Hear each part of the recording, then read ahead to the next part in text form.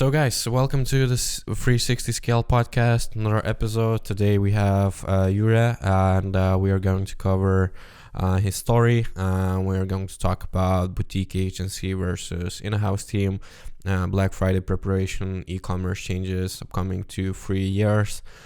We had tons of actionable steps you can apply right now, and of course some personal development stuff. So have a great one. And don't forget to subscribe, like, and share with your friends. Welcome to 360 Scale, a podcast for A-level entrepreneurs looking to scale their business beyond 7 figures. Learn from those that have actually made it in the world of e-commerce with actionable steps you can apply right now. Hey, Jure, welcome to our podcast. Oh, hey, what's up? Doing pretty well, working as always. What about you? How's your day so far? It started off really good. So we had some meetings with the team. We prepared the strategy for the week. So we're off to a great start. Okay. And overall, maybe you see a change in your daily routine when you are just a pre-Black Friday period? Yeah, for sure. So we have right now pre-Black Friday in Q4, we actually have a lot more strategy meetings to align on the strategy, what needs to be done. A lot more planning, obviously, than the rest of the year. So it looks a little bit different regarding of how much time is dedicated for the strategy and the planning sessions. But it's super exciting for me. I love that time of the year. I think for me, it's harder to work during the summer than it is during the Q4, because there's a lot of excitement things like planning, results are getting better and better, you're testing new channels, preparing campaigns, product launches. So it's always an exciting period. Yeah, definitely. For me, it was the same, actually. I was traveling pretty much the whole summer and, got back to office. And for me, overall, the end of Q3 and the start of Q4 is like a Christmas period, You know one thing that you are going to do. You just sit down and work. So, yeah, that's a good thing to have. And overall, your team are right now, they are all remote, or you have some kind of office for meetups or something? Yeah, so we have the combination. So we have offices, and part of the team actually works in the offices, but they have the possibility to also work remotely.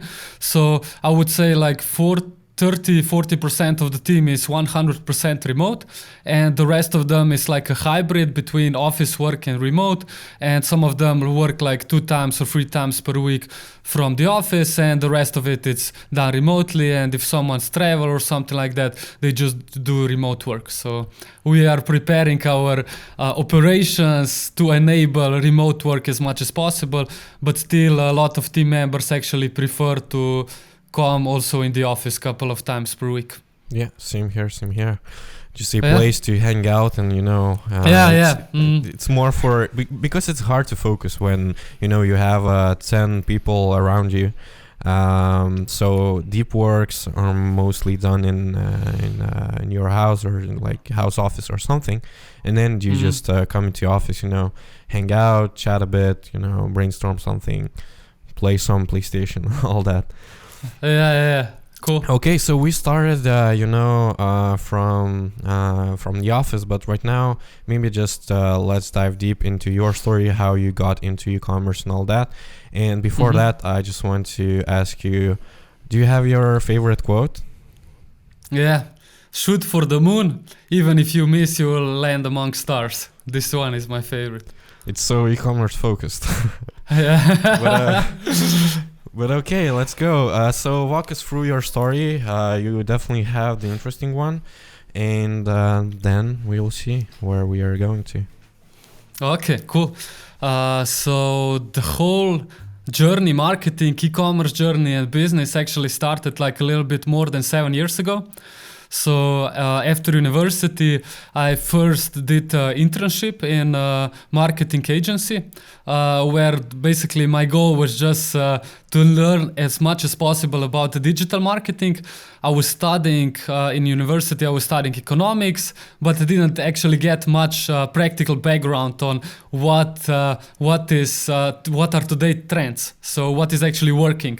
Because for me, it was like, okay, the traditional branding side wasn't super exciting for me. So I always like the things that had numbers behind them. So like performance, where you can actually measure stuff. So I actually first did internship in that company. I was working there for 8 months.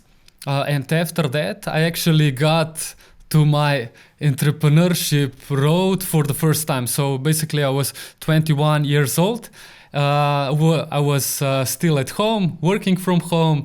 I didn't have my own computer back then, so I was working on the computer that was actually officially business computer from my mom. So this was the start, and I was like super young. I didn't have nothing to lose. I think this was actually the most important stuff for me, is that I didn't have nothing. I have nothing to lose. That's why I didn't have any fear about it. So the topics was super exciting for me. So I wanted to learn. So during the 8 months where I was working in the agency, I learned a couple of things about digital marketing, but then it was time to start off on my own. So I first discovered or saw the niche on helping Slovenian business. So I'm from Slovenia. So the niche for me was helping Slovenian businesses to sell in other markets, because Slovenia is super small. So you reach the ceiling rather quickly. And then it was actually time to help them to sell in bigger markets. And back then, no one was actually doing this in my country. So there was a huge opportunity. So in the first 3 years, I built up the performance agency, where we specialize in localization, opening new markets, Facebook, Google, influencers, email marketing, and so on. And then after 3 years, I actually ran into a very interesting challenge. So the challenge was that one of the companies that we work with actually grew from 0 to 1 million monthly revenue. And it felt like we hit a ceiling. So it felt like, okay, we don't know what's next for us. And it was super interesting timing, because we were invited in Dublin Facebook offices for the first time. And I was introduced to the team. So from our side, I think 4 team members actually went there, and we have meetings with the Facebook team, and they ask us about the business. And one sentence that I will remember for the rest of my life, I believe, was that they said to us, "You are not a sustainable business." And to tell you the truth, I was super offended first, because how can you say that we are not a sustainable business? We have this like 1 million monthly revenue, we are growing, we are present on 6 different markets, we have like 5 different products, and so on. And then they started challenging us, and I realized, okay, they're telling us the truth, so we are not a sustainable business. And in my mind, it triggered that I wanted to learn how to actually build up big e-commerce sustainable business, and how to actually go through from having like 1 million monthly revenue up. So I decided that I actually want to sell the company, the agency, and I decided to work in-house in the e-commerce business, so the unsustainable one. Yeah. So I joined there, become the CMO there. I was CMO. So I was the first ever person in the marketing department. So I have a great opportunity to build a marketing department from scratch. And in 1.5 years, we actually grew from 1 million per month to, on the yearly basis, doing 50 million per month. And it was super. This was actually the most learning period of my life because I learned so much. Everything was moving super fast. So it was really good, like just building up the team, understanding stuff beyond marketing. Because for me, before that, marketing was everything. So marketing was the department or the team that actually brought money to the company. But when I actually started working in-house, I saw that there's so many things. And the CEO was give me a super opportunity to actually be involved also in the other processes. So this was the time period of when I was working as a CMO, and after that it was just I wanted to combine both worlds. So to combine internal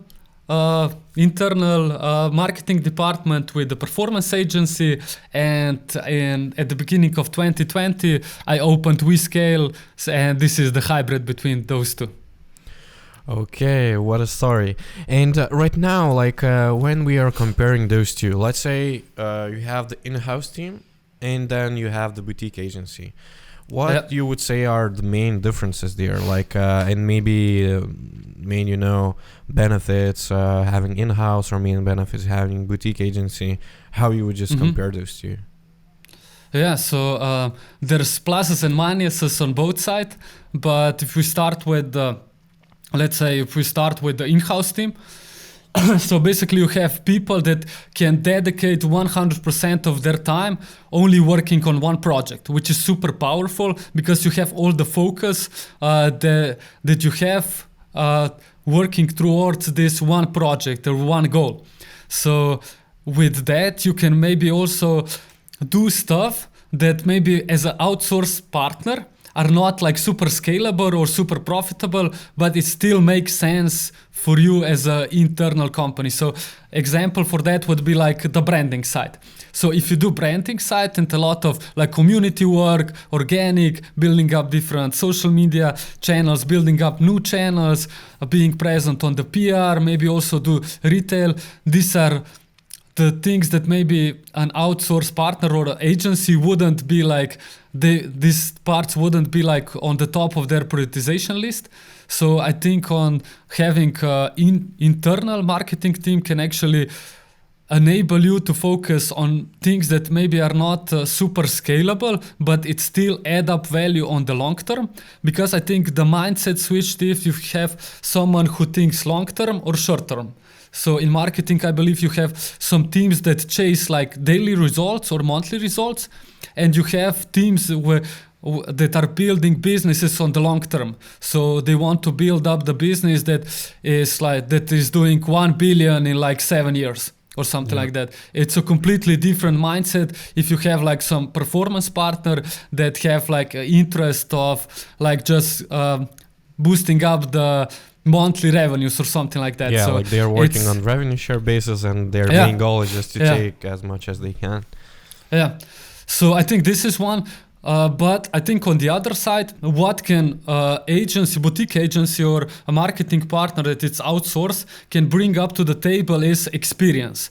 Because when you work, I also experienced it when I was working in-house. So when you are in-house team, you're connected to everything about what's happening inside the company. Yeah. And you're just a fireman on what is burning inside the company, and sometimes it can happen, and in my case it did happen, is that I was just thinking of what needs to be fixed inside of the company, and I actually lose the long-term vision of where we want to be. Plus also I didn't actually get a lot of knowledge and experience from other projects. So I believe this is here where the boutique agency, or however you want to call it, brings a lot of value, is because of the experience or selected multiple projects. So they work in maybe a similar niches or similar or even bigger e-commerce companies, because at one point with the internal team, if you don't bring people to internal team that have like super knowledge on like really these high scaling businesses that are doing 8 and 9 figures, and you just set up people to say, okay, you are our internal team, make it happen. it's really important to add up knowledge, either with hiring people or hiring like partners to actually work with you and bring the experience to you. Yeah. And I think Definitely. sorry, please. Yeah, go ahead. Yeah, I mean, like, it's not. Yeah, the knowledge is definitely important, but like, there's like even little things, you know, like as an example, creative fatigue. When you're working on your own, like when your whole team is focusing on one project, and they have their own style of, you know, content creation or, you know, copywriting or whatever, and at some point it can be that like they are just going on the same line, but without, you know, any other things being implemented. And when it comes to Facebook ads, you always need to be changing. You always need to be testing different angles, different styles of content. And I believe it's a good example of everything, because like from what we saw, like when it comes to even bigger brands, let's say 3, 4, even 5 million annual revenue brands, like we are coming in, and the most low-hanging fruits most of the times are just like, you know, taking out that creative fatigue, implementing your own style of content creation, and in 1 month you can, you know, boost their revenue by 200-300%. And that's the thing you are telling, actually. It's the new win. It's scalable. So usually a company that you hire already have figured out scalability process inside the marketing department, because usually in internal team you try to actually think about, okay, what needs to be done on the marketing side to connect with different departments, so the communication will be smoothly. And if you are just outsourced, so a team of outsource, you just care about, okay, how can we actually do everything that we do more scalable? So you're just optimizing constantly. It could be like copywriting, creatives, reporting, automatic reporting, strategy, how to plan Q4. I think a lot of like e-commerce businesses don't know how to plan Q4. And maybe if you hire someone who is doing it for 5-10 different projects, it's much easier for them. Yeah, and you can still be involved with them. Yeah. Definitely a good one. And let's take that Q4 example, because it's a definitely good one. So when you are comparing, let's say when you were working in an in-house team and when you are working right now in a boutique agency. Oh yeah, a good one. Yeah, so how like overall process of Q4 preparation changed? Yeah. What was the main mistakes you were doing in-house, and how you are different right now when you're working as a boutique agency? Yeah. So to tell you the truth, when I was working in-house, we were just growing like super fast, and we didn't actually dedicate enough time for planning for Q4. So it was just, for us, it was just a couple of quick meetings. Okay, we have Black Friday in 14 days or something like that. Okay, what can we do in 14 days? So it was a super sprint. So we didn't actually plan that much in advance. Obviously, we did plan a lot on the inventory side. So you're actually planning of how many quantities we need to order, when we need to order, what would be the different product categories that we will actually introduce, what are the best sellers from last year for Q4, what do we think will be the best sellers for next year. So basically the first problem was just, okay, we will have enough stock and what we will sell during that time. But in our case, it was just, we weren't very Q4 focused. So we were just selling. For us, it didn't care if it's March, August or November. We know that, okay, we're just growing. Yeah. So the focus was just on growing side. And for me, it was actually super frustrating because I didn't have the time to actually prepare a proper Q4 strategy. But at the time, you already knew that it needs to be done, or it was more like I felt that there's opportunity there. Okay.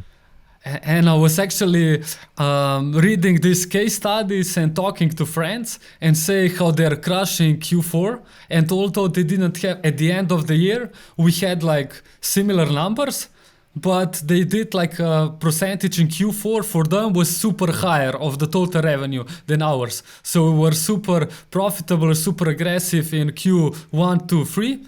And in Q4, it was also growing, but it wasn't like this huge spike. Maybe you remember during, the like, actual percentage of how much annual revenue you were making in Q4? I think it was between like 35%, something like that, or between 30 to 35%. But I spoke with a lot of people that did like 40 to 50% Yeah, in definitely. Q4. Definitely. Yeah. So I know that there is opportunity there. I didn't. I had the picture how to attack it, but we didn't. So because for me it was just I was jumping from one place to another. One lesson that I also had is when I was young. I'm still young, obviously, but I was even much younger back then. Was that I wanted to do all the strategy work and management work myself. So I didn't take. I had like 30 people in the marketing department. I didn't have a lot of middle management. So I was just communicating with the whole team, doing strategizing with a lot of team members, and I didn't have leads of the team. And this was also an important lesson for me. So when I actually moved to working, when I started my own company again, was that, okay, I need to be aware of the structure, because structure will actually enable me to dedicate more time in strategy, and it will be much more scalable. So yeah, but right now in boutique agency, it's more like we are prepared. We are talking about the Q4 throughout the summer. We are planning, so we have a marketing calendar. Also, when something will be launched, we have some analysis on good case studies. We had like also with the mastermind call with some other companies to exchange what are their plans for Q4. So right now, I think we have a lot more focused. So I think will be also last year we did pretty good, but I think this year will be even better. So on the agency part, it enable us to dedicate a lot more time in the strategy side and planning. Yeah, but like to handle the Q4, you need a team in place. You mentioned that on in-house team you were 30 people. Right now, how much people you have in a boutique agency working? 25. Yeah, so it's even less. And when you are comparing, the team members from your side, like what would be the most important role in overall Q4? It's content department, it's email department, it's media buyers. Like what would be your choice? Only one. I can only say only one. Which one? I think it's so from our side is the e-com strategies that also do project management. Yeah, I think this one is the most important for us. Same here. But okay, so let's say you have the e-commerce strategist and how your overall, funnel looks like. There's a guy on top who is building out the strategy. Then you have each department going in line with him, or they are building strategies by their own and just presenting it to the strategist. How everything works in your agency? Okay. Yeah, so we are just doing this and also developing this, so it's a super on time topic. So what we try to do is that first, actually on the department side, they actually prepare suggestions of what could be done. So not only one, but actually multiple different options per department channel. Then they actually have a catch-up call with department leads to actually say, okay, on Facebook we want to do this. On influencer marketing we will do this. So it's like basically a brainstorming per department. Then they actually agree on the project basis. So per brand, what we want to do together to have like it's really important, I believe, to have a blended strategy. So it's not like per channel, but it's so the strategy is actually connected to the whole brand. So, and based on that, this is usually the suggestion or two suggestions that we present to our partner, so a client. And then we agree on the timelines, what needs to be done. And then they come back to the team and then they do the project management. So they delegate tasks, what we want to do, what are the time frames, what we want to do, what are the exclusive offers that we want to present, what are the product launches that needs to be done. So from our side is first doing a brainstorming on the department level, project level, agree on the blended strategy, and then move to the client and then back. Okay, and when it comes to like communication, like how you are dealing with that, like because it's pretty hard, from my experience, I can tell that it's pretty hard to, set the right expectation, especially for the Q4. Set the right strategy and keep it with a plan, because e-commerce is dynamic place, and sometimes just things change. And how you're dealing with all that, like you just have the one person who is directly in contact with the client, or you have some kind of, I don't know, high-end systems you're using for that, just to be on the same page and Yeah. So during the strategy and the offer side, we usually tested at the end of the summer. We test like a teaser offer to see if we are choosing the right offer for the Black Friday. So we are doing this usually at the end of August, beginning of September. So to pop up like a very similar type offer to understand, okay, what is the scalability there and what are the numbers that we can actually expect. Then doing analysis on, so first on our side, what we think can be done. And then also on the client side, okay, what kind of capacities do they have? So do they have the team in place? Usually this is discussion with us, because if you want to go like 3-4x, they need a lot more team, they need better operations, they need bigger warehouse, more inventory. So there's a lot more work than just like popping up the budgets. Yeah. So usually you have this discussion at the end of the summer or even during the summer. Because also on our side, we also define what are the positions that we need to actually ensure like very quality services throughout the Q4. So basically how we do it is we go department, say, okay, to support the growth in Q4, what do we need? And also for growth for next year, which positions are we hiring next? So this is like on the tactical side, but on the communication side, how we do it is, I think it's really important to still keep in mind that you are still working with people. So it's like person-to-person communication. The trust is super important, also to have the credibility, because when we start working with the projects that we work is, our first goal is obviously to show the results, but also to gain trust. It's really important to have trust with them, because if you have on the other side, you have someone that trusts you, it will be much easier to communicate. So on our side, we have one person that is usually the e-commerce strategist, is talking to the client on the weekly basis or bi-weekly basis and communicating with them the strategy. Plus we have a project management tool that can actually, if we need something done, but on the client side, we just upload it or post it in the project management tool. So it's still something ongoing project, but I think the most important factor is trust. If someone trusts you, they won't micromanage, they know what you're doing, and it will be much easier for you. Yeah, and like most of the times, like trust comes from results, actually, from what I see.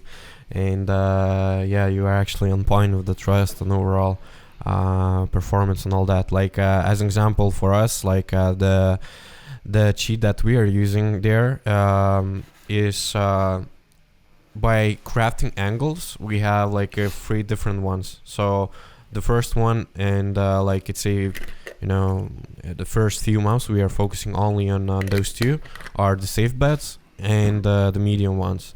So it means that maybe from the competition, maybe from their data, we saw that, that type of angle works. And then we're just focusing on that one, recreating based on our templates and based on our experience. And then, just taking that low-hanging fruit by using the safe bet. And then usually, you're just scaling in the first few months. You bring on good results. You have some time to communicate with the client, and you have the trust because you did a great job. You bring results. You are managing your product well, and at the same time, the strategist is doing the job on building trust. So agree. Plus, also, I believe what you mentioned. Plus also on the results side, plus also on the planning side. Yeah. I think it's also super important because you plan for Q4, you have 2 different scenarios. So one is that the client actually prepares everything and you're just the executor. or you can be a strategist and planner and prepare the whole strategy. So I believe after proving that you can deliver, the second part is, okay, can you prove that you know what you're doing on the long term? Yeah, definitely, that's the case. And how you are actually dealing with, that proof? You are just taking out their strategy and just being an execution person, or I don't know, you are communicating, you are rebuilding their mindset and all that. Because from my experience, it's a tough process to rebuild their mindset and overall process, but it's worth it, because if you are executing their strategy and if it works, then they are just repeating that every time with everything. So how you are dealing with that type of scenario? Great question. So what we usually do is we try to always have in mind how we want to position ourselves and why they actually hired us. Because if they're hiring us to do the execution, they don't need us. Yeah. So if they can actually hire a freelancer to do the media buying, they can hire freelancer to do like email marketing, SMS influencer, that's it. So if they are in that role, who are just delegating tasks and we are just executing, then they don't need us. And in that case, we usually end the collaboration if we don't see there's a potential of progress there. Because what we try to do is position ourselves as a outsource marketing department, or if you want to more fancy word, is exclusive marketing partner. So what we want to do is we obviously want to also take care of the strategy. And usually, there is a pain of going through, because in some cases you have people that do just, okay, I want to do all the rest, you do the marketing and that's it. And in some cases that's a perfect fit for us. In other cases, it could be someone that have a lot of marketing background or also have a strategy that already works, okay? And then we say, okay, we want to follow your strategy, but okay, let's test also our strategy and see if we can improve. And based on that, like step by step, building up the trust also on the strategy side. But I don't think it's 100% on our side or 100% on their side. I think it's the communication between both of us. So it's marketing plus also the whole company just preparing a super strategy. But for us, it's really important to be involved and also to test, because with the business model that we have, so right now we have 5 clients. And if for 2 or 3 of them, we wouldn't have the ability to work on the strategy side, I can promise you that the majority of the people that work on the project will leave us, because they love that they can actually co-create the whole story. Yeah. And digital marketing is one part, but as you're a boutique agency, you're focused on overall revenue growth. And that's also a new product launch, that's also the offer, that's also how customer support is dealing things, managing your comments and all that. So how you are, because they are hiring you as a digital marketing agency, of course you're focused on performance, you're dealing with strategy, but how you are building that that strategy in terms of product launch, in terms of maybe some strategies regarding the cash flow, maybe stock management and all that, how you are dealing with that. Because right now we have that example, we see that the main needle mover in the project is actually the new product launch, and we need at least 1 product per month if we want to go to, let's say, 2 million monthly revenue. And client is client, he's dealing with cash flow problems, he's dealing with repayments and all that. So how you are dealing with those type of scenarios? Awesome. It's an interesting topic, and it pop up a lot in my career. So for me, I always try to think, and also talk about this with our strategists, is okay, do we have the assets to scale? How can we actually make the partner that we work with scalable? And based on that, it could be like on what can be done on our side and what can be done on their side.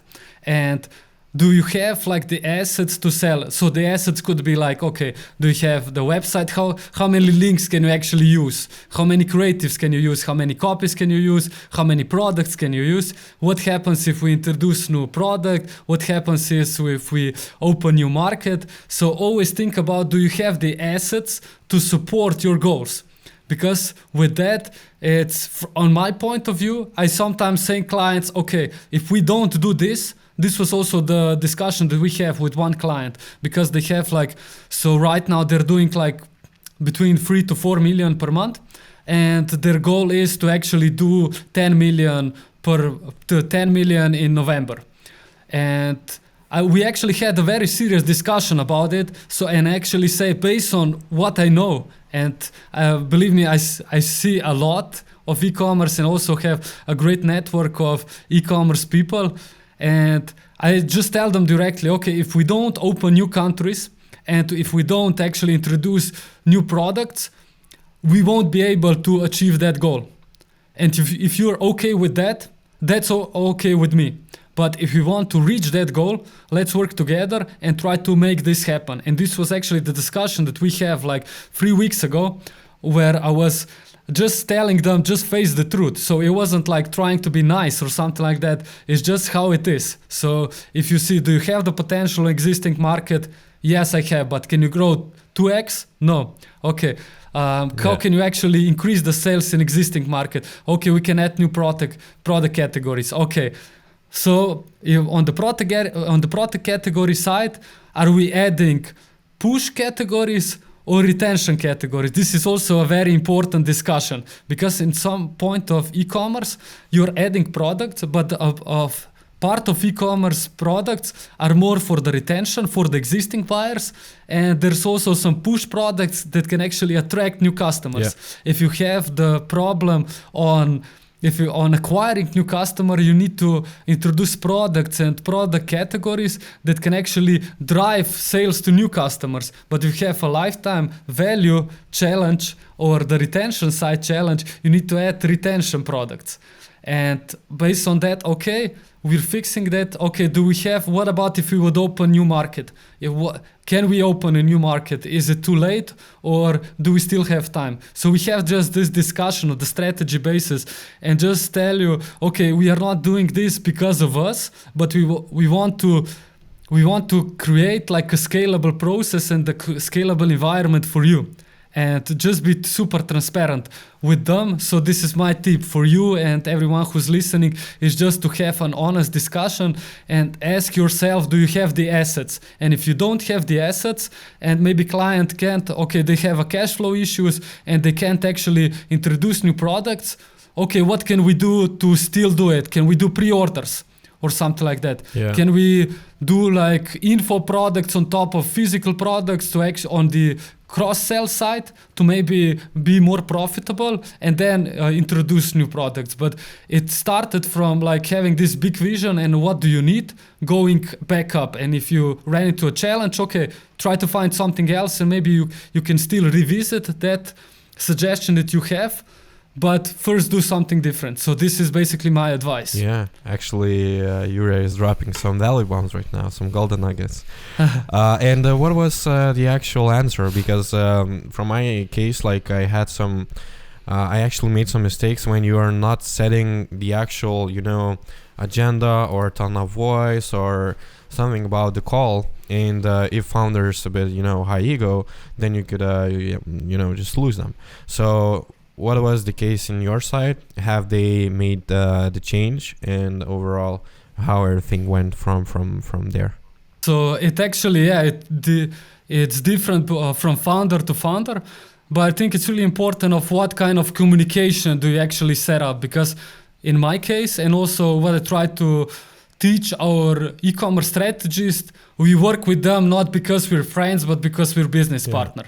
And what I expect from us and also from them is, if we see something that's wrong, let's be honest with ourselves and communicate. Don't sweeten up everything. If we fucked up, we fucked up. And if we see some potential, I'll tell you the potential. And it's also the other way around. So I'm not offended if, let's say, a client say, okay, guys, look, this on Instagram organic, we're terrible. We're not doing TikTok. Why we are not doing TikTok? Okay, this is my fault. I fucked up. Let's do this. And also the other way around. So I think it's really important to actually set up the tone of having this honest communication and not be like, not having your emotions hurt, because the truth can actually only make you stronger. Yeah, definitely. And this is basically what we try to do, and also say, although maybe some of people don't want to implement the changes, we say, okay, that's fine with us, but this is the opportunity that we're missing. And if you're okay with that, we're also okay with that, but we will make sure to give you this suggestion again in like 3 weeks or 1 month. We will do it again, because in our case, we try to actually think really long term. And although we prepared some suggestions for Q4 for this year, although 100% of them won't be implemented, it might be next year or a year later. For us, it's really important just to have the plan, because the toughest situation that you can be is where you're just doing the daily tasks and you don't know what's next. You don't see the potential, what can be improved. Yeah. And I believe it's just an ongoing journey. And when you do something, you say, done, next. Done, next. Just go to the next one. And it's really important to have that mindset, plus also to build up a really honest communication and not to say, okay, I want to be offensive with you, but I want to also learn from you, and if you see something that we can improve, also give us feedback. Yeah, definitely. And overall, like, my two things that I took out is, turn off your ego overall in every part of business. If you're communicating with the client, if you're communicating with your, team member or even potential client or something, just turn off that ego. And the second one is just, as you mentioned, you just need to don't be scared to challenges, to, truth, the hard truth. And because like from those points, you're just moving forward. If you're sitting warmly, not preparing for the Black Friday and not looking for another ways, another things to cover, then you're just like staying at one place. And that's not good, especially for e-commerce. Overall, we also covered that part about the product, how you are dealing with that. But another important thing when working is actually dealing with agencies, because usually the trend in the market is that they're hiring you, but on top of that they have another few agencies or another few team members that they are working with. So how you're actually dealing with those things? You already mentioned that you are preparing your own plan and then you're just A/B testing. But overall, what's the process, and at what stage you see that they are just keeping 100% with your agency? Yeah, so basically, whatever collaboration we want to work is, we want to actually either have 100% control or be involved in 100% decisions. So although a client can have like some other partners for other channels, I think it's still super important to still have the calls and the decisions made together, although maybe it's not your channel, but it can impact your channel. So it's really important to have the decisions together, because for me, it was super important to change the mindset of, okay, I'm competing with the agency that works on email, works on Google, and I work on Facebook. We're not competing between each other. Yeah. And also, we as an agency, we don't compete with other agency that might steal this client. We are on the market and compete with other internal businesses that have internal teams. And we need to actually look up and go even higher from their standards. So if a company decides that they want to actually work with multiple partners, that's okay at the beginning. But down the road, it's important to think about, okay, is this something that we can actually cover also we as an agency? Or does it make sense to actually continue the partnership within different agencies, but to also have the discussion, like not say, okay, this is our attribution, this is your attribution, but let's just talk about the overall project. So as a project, are we growing or are we failing? Because if you are on the business side, you don't care if, okay, Google is super profitable, but Facebook is not. So I believe it's really important to actually have this discussion on the project basis. Are we growing or are we not growing? If we're not growing, what can we do together to grow? And might be, okay, on this channel we will do this, on that channel we will do that.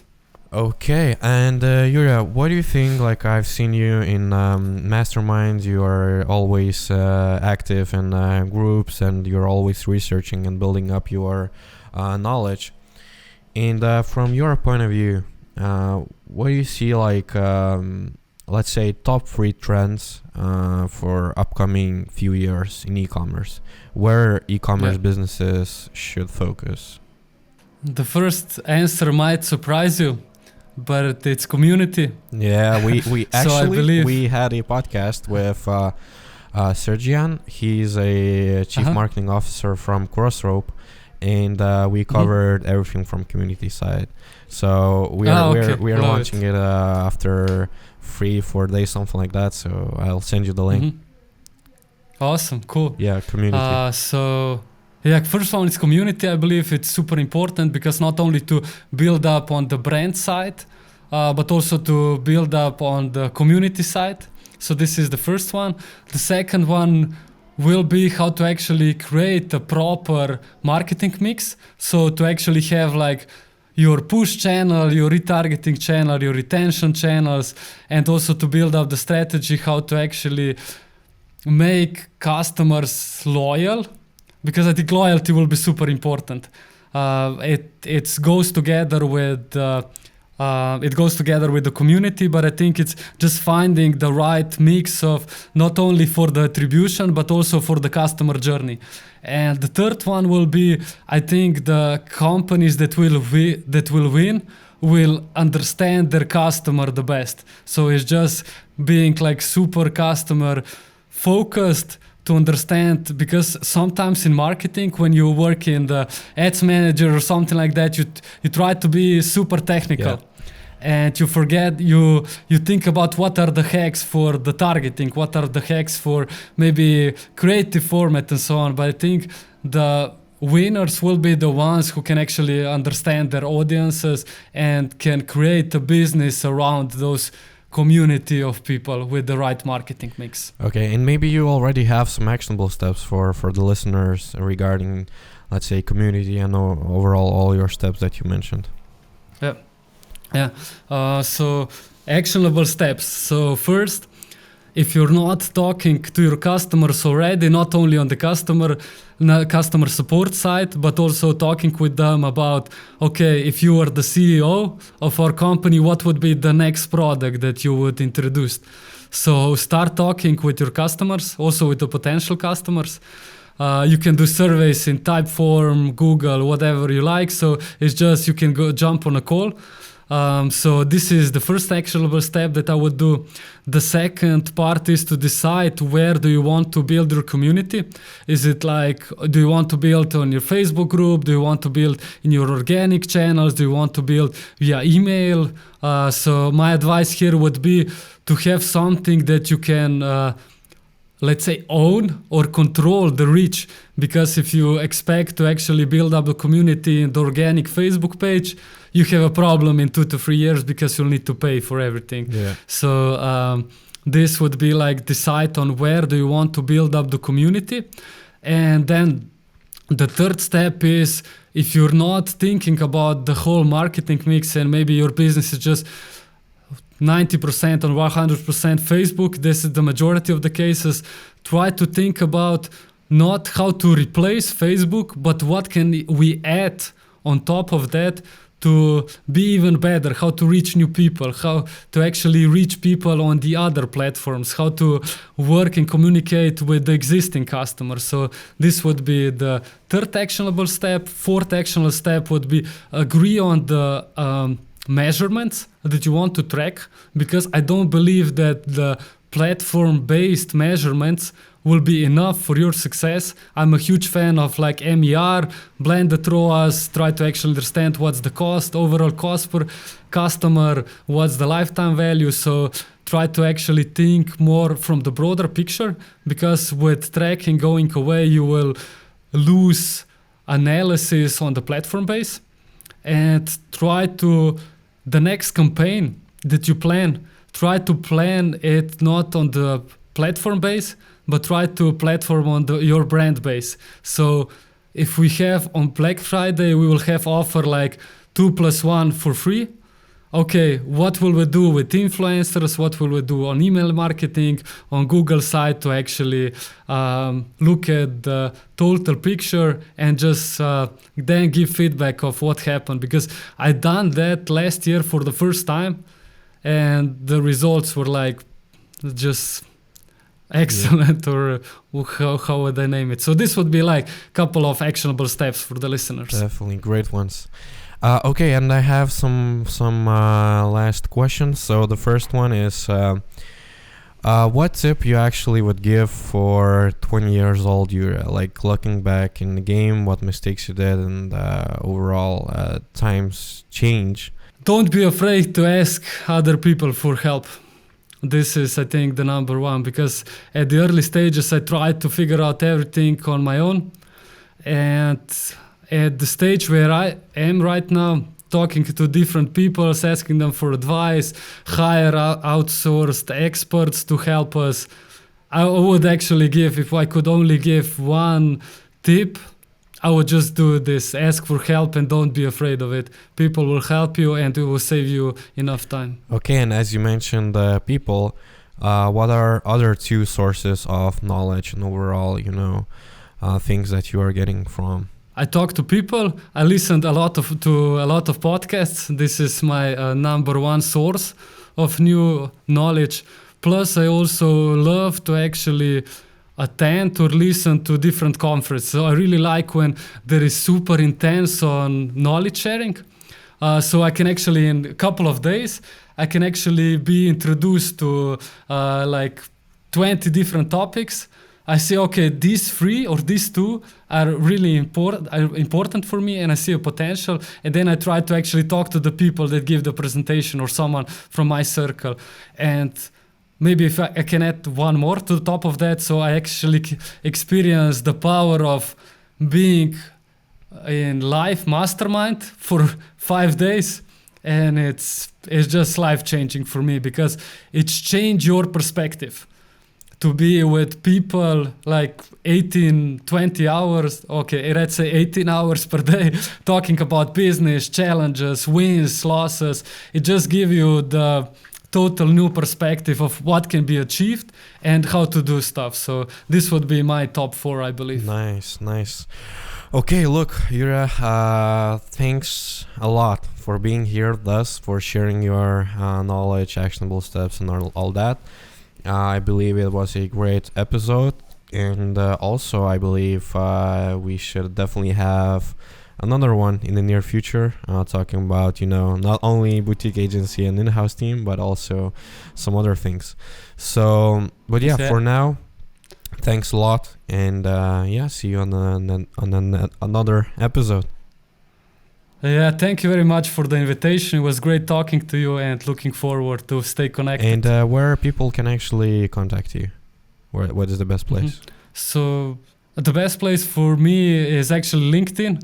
So although I'm not super good with responses there, but it's still the best place for me to actually talk about some opportunities or business, or if you have any question regarding of whatever regarding marketing, e-commerce, and so on, please feel free to contact me on LinkedIn. Okay, guys, thanks for listening and staying till the end.